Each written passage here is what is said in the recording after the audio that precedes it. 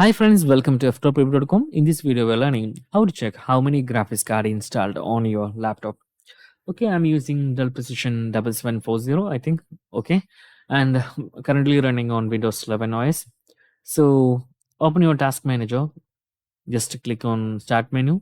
Then you can search for Task Manager like this.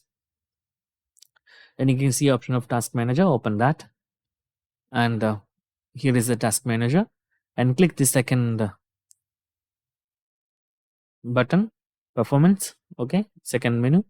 Then you can see there is two GPU. You can see that GPU 0 and GPU 1.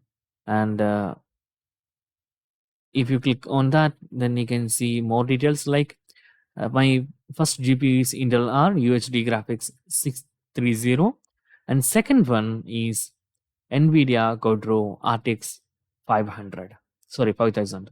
So you can see here I have two graphics card. One is Intel, second one is NVIDIA. So in this way, you can easily identify how many graphics card on your systems.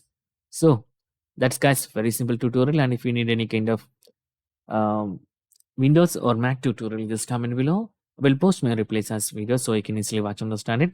And if you enjoyed this video, please like, comment, share, and subscribe our channel for getting more videos like this. Thank you so much for watching. Have a nice day. Bye bye.